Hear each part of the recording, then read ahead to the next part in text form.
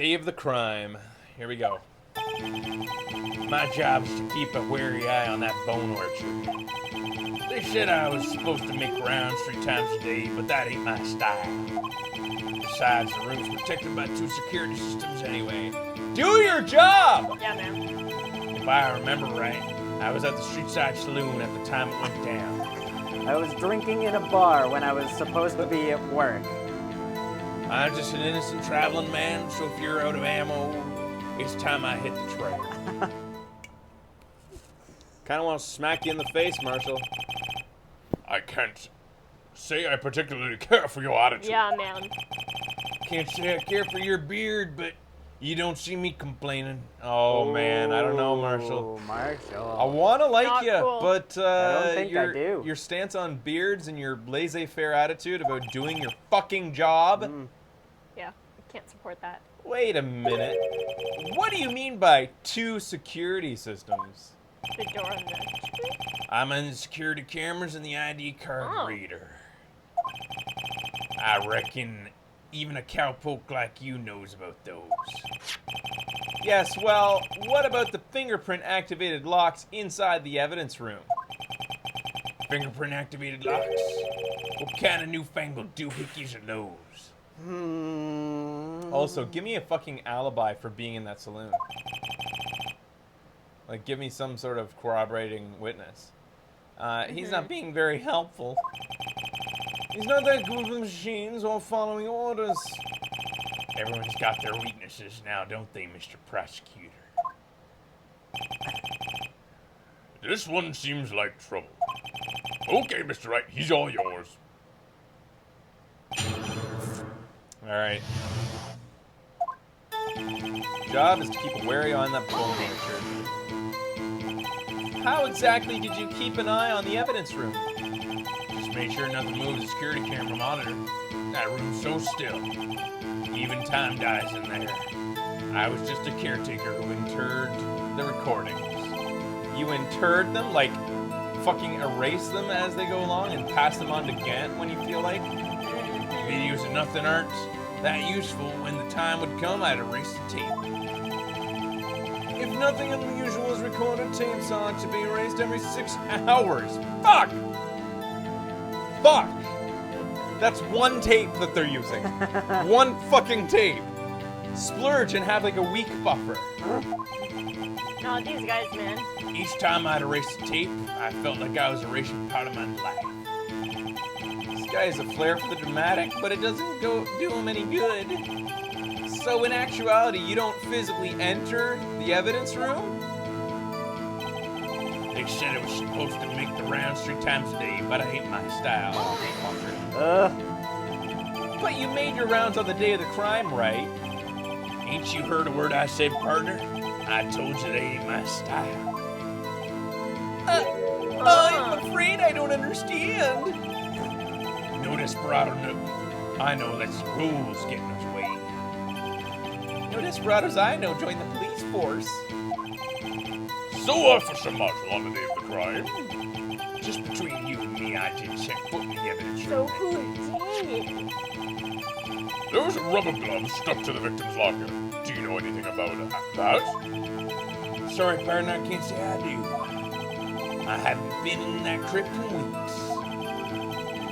How does this guy avoid being fired?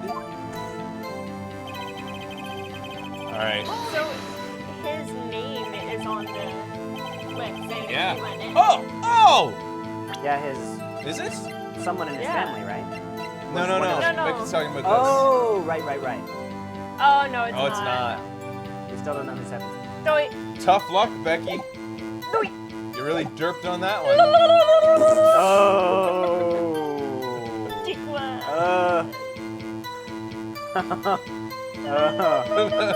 Oh, wow. Dickwad plus a victory screech. Alright. You used to be a detective, so you used the evidence room in your past, correct? Of course, back in the day, my locker was a gold mine of evidence. And yet, you didn't know about the fingerprint locking mechanism. Sorry, partner, I ain't doing machines. I couldn't even tell you how a bike works. You sound like a moron. That's quite incredible. You just made fun of us not that long ago for Yep. not knowing about technology. Yep. The sensor on the locker handles cannot be seen. It's well known that detectives are unaware of the presence.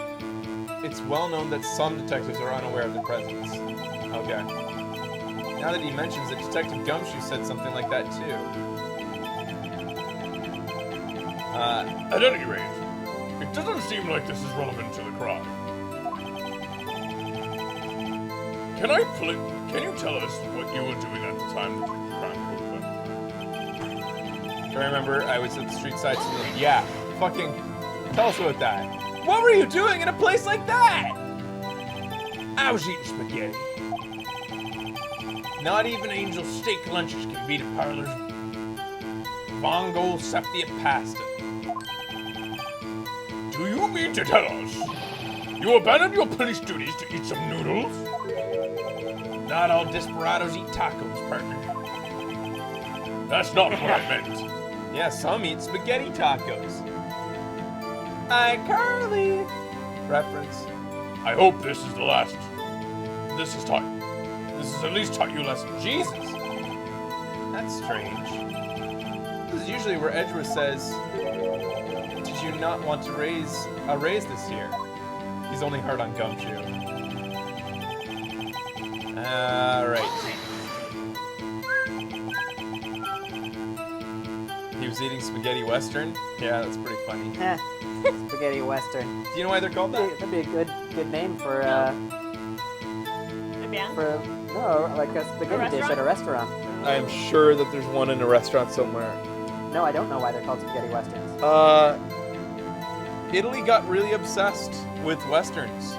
Really? Yeah, they loved like the ones that America started by making good westerns. You know, Yeah. I'm not saying all spaghetti westerns are bad, but America started out by making some westerns. Italy got really in love with them, so they started making their own. And they all usually they just pumped them out. Yeah. Like crazy pumped them out, and like they were very template. And then some of the more influential directors, like I guess Sergio Leone, finances movies by selling pasta. You're fucking lying. Anyways, they were called spaghetti westerns kind of in a derogatory way for a while, but then it became embraced Kinda the same way that grindhouse cinema is embraced. You know, even though that's a disparaging term, grindhouse, the idea that they're just grinding out movies to like make a quick buck. Like blaxploitation films. Blaxploitation, it's all become like sort of an endearing term for the genre now. Huh. Yeah, and then eventually spaghetti westerns made it over to America as sort of a semi-beloved art form. Interesting. Out of the ammo, Officer Clint Eastwood's first big role, Good, the Bad, and the Ugly, was a spaghetti western. It had, I think Sergio Leone was involved in it. Oh, really? He was either a producer, he wasn't director, I don't think, but he was producer. And it was like kind of one of the most popular spaghetti westerns to break into the western market. Anyways.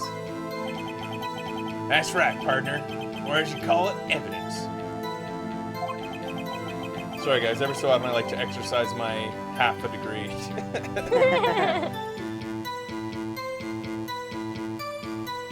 And I think that they used Clint Eastwood a little bit in genuine spaghetti westerns. Like they brought him over to Italy and he was in some of those for a while. Like in his early career. I love that man. Yeah. I can't remember exactly though. Anyways. Not The Good, the Bad, and the Ugly. Anyways, alright. If you plan to pin this crime on me, you better draw. Otherwise, you're just wasting my time. My steel horse is waiting to carry me back into the west of the sunset.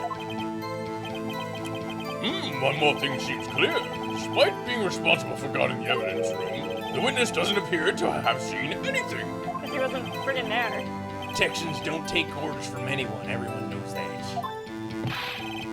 Apparently your superiors don't. Fraser, talk about erotic thrillers next. Please do. Okay, I have a trump card up my sleeve, so I'd best keep my cool. Before I use it, though, I'd better up the ante. What? That was the last remark out of the testimony. What's my trump card, and what do I need to use first? All right, let's look for the contradiction now. Clint Eastwood spoke his lines in English and was dubbed over, while Italian actors spoke their lines in Italian in the movies he was in. Interesting. That'd be a weird setting, like just like seeing them act back and forth like that. All right. My job was to keep a wary eye. They said it was supposed to make rounds. Besides, the room's protected by 2 security systems. If I remember right, I was at the Streetside Saloon. I'm just an innocent traveler.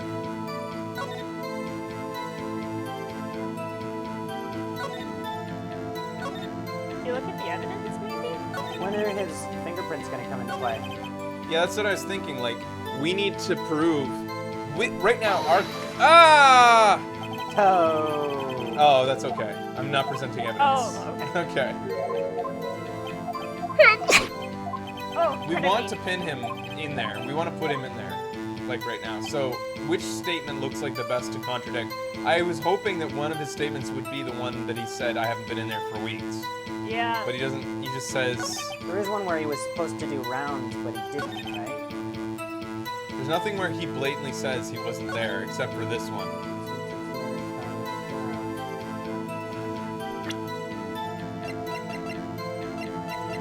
I think this one. Do it. It's not a big risk presenting this, I don't think. If we get it wrong, then we'll figure it out, but... Officer Marshall, doesn't it strike you as odd? That is, you being called to testify like this? After all, you weren't in the security room at the time of the crime. And yet you dragged me down here. Explain yourself, partner. It's quite simple. You left a very large trail behind at the scene. Or, to be exact, a handprint. Listen real good, partner. Like I said, I'm the caretaker of that crypt. I pay my respects, that is, make my rounds, about once a month. It's only natural my fingerprints will be in there. With blood? I only wish it were, officer.